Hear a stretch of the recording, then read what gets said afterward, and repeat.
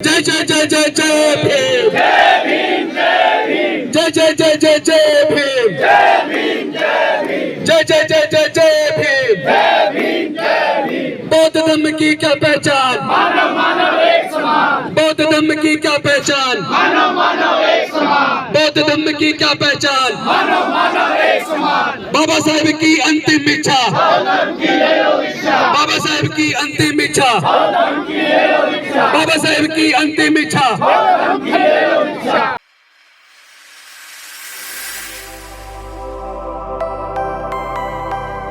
ऐसे का होना चाहिए या हिंदू को होना चाहिए या मुसलमान का होना चाहिए।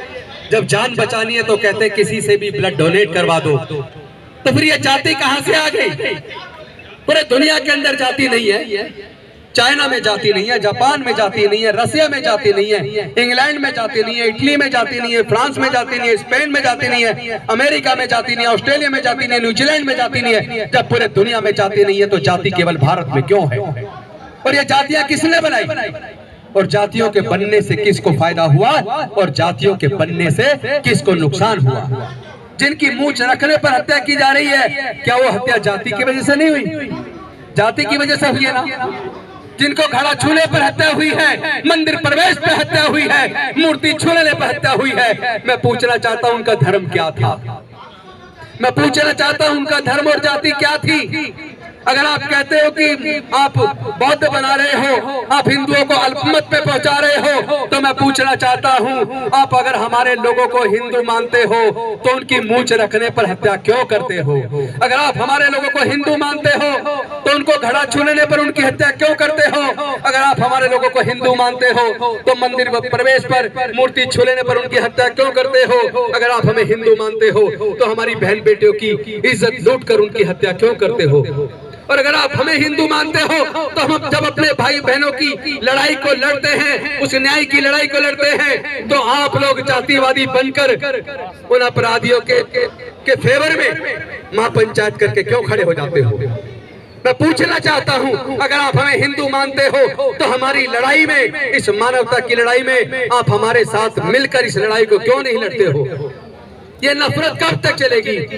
ये नफरत केवल राजेंद्र गौतम को या हमारे समाज के लोगों को नहीं, ये नफरत पूरे भारत को जला के राख कर देगी।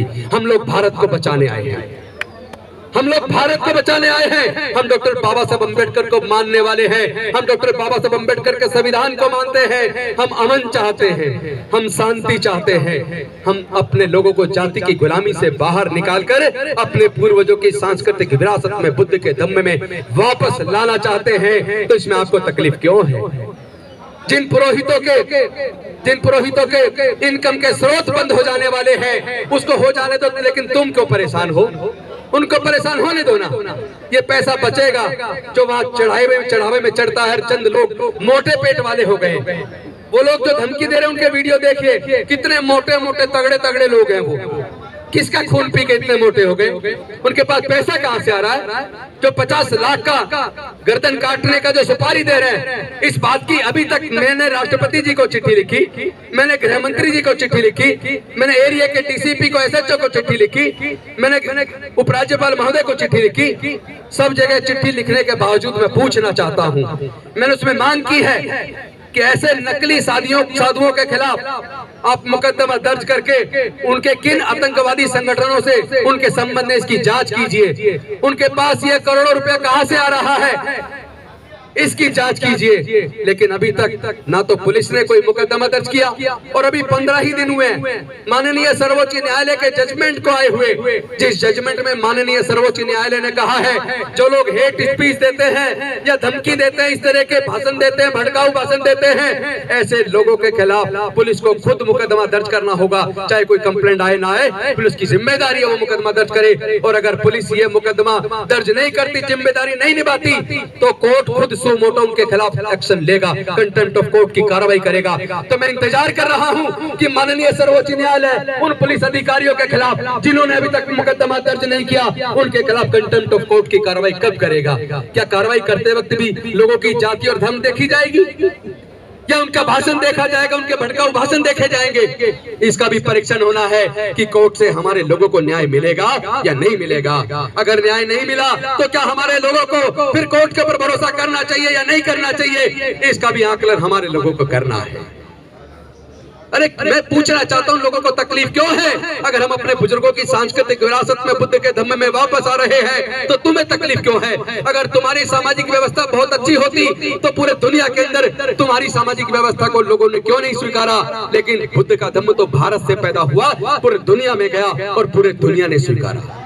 वो अपनी अच्छाई की वजह से फैल रहा है। बुद्ध का धम्म किसी लालच से या प्रेशर से नहीं फैल रहा। बुद्ध का धम्म अपनी अच्छी भावनाओं से फैल रहा है, अपने अच्छे आचरण से फैल रहा है।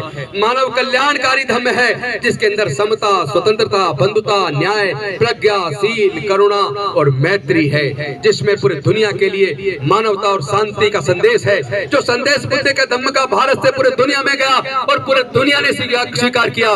दुनिया के अंदर 56 देश बौद्ध धर्म को मानने वाले हैं। 128 देशों में बौद्ध धर्म है। और एक और बात बता दूं, अभी यूएनओ का जो रिपोर्ट आई है, 2050 तक आधे से ज्यादा यूरोप बौद्ध बन जाएगा। आधे से ज्यादा यूरोप बौद्ध बन जाएगा। और ये भी रिपोर्ट आई है कि ऑस्ट्रेलिया और अमेरिका के अंदर पहले के अंदर क्रिश्चियनिटी है, दूसरे नंबर पर बुद्ध को मानने वाले लोग हैं। लेकिन जितनी तेजी से वहां लोग बौद्ध बन रहे हैं, अमेरिका और ऑस्ट्रेलिया के अंदर आने वाले 15 साल के अंदर क्रिश्चियन से ज्यादा बौद्ध हो जाएंगे। तो बौद्ध धर्म किसी लालच से और ताकत से धमका कर नहीं फैलाया जा रहा। बौद्ध धर्म अपनी अच्छी शिक्षाओं के लिए, मानव कल्याणकारी योजनाओं की वजह से, अपने अच्छे आचरण की वजह से फैल रहा है। तो मैं आप सबसे आह्वान करना चाहता हूं साथियों, इस लड़ाई को, ये लड़ाई लंबी लड़ाई है। ये लड़ाई भारत को बचाने की लड़ाई है। ये लड़ाई भारत के संविधान को बचाने की लड़ाई है। ये समता, स्वतंत्रता, बंधुता और न्याय की लड़ाई है। ये लड़ाई हमारे लोगों के रोज रोज जो जाति और धर्म की वजह से हत्याएं हो रही है, उस हत्याओं को रोकने की लड़ाई है। ये लड़ाई अपनी बहन बेटियों की इज्जत और मान मर्यादा की लड़ाई है। ये लड़ाई हमारे समाज के स्वाभिमान की लड़ाई है। मैं आपसे पूछना चाहता हूँ, आप अपने समाज की इस मान मर्यादा की, स्वाभिमान की लड़ाई को क्या आप लोग लड़ने को तैयार है? तैयार है तो एक बार दोनों हाथ उठा के समर्थन दीजिए। जय जय जय जय जय भीम, जय भीम, जय भीम, जय जय जय जय जय भीम, जय भीम, जय भीम, जय जय जय जय जय भीम, जय भीम, जय भीम। बौद्ध धर्म की क्या पहचान? मानव मानव एक समान। बौद्ध धर्म की क्या पहचान? मानव मानव एक समान। बौद्ध धर्म की क्या पहचान? मानव मानव एक समान। बाबा साहेब की अंतिम इच्छा, धर्म की ले लो दीक्षा। बाबा साहेब की अंतिम इच्छा, धर्म की ले लो दीक्षा। बाबा साहेब की अंतिम इच्छा। धर्म की ले लो दीक्षा।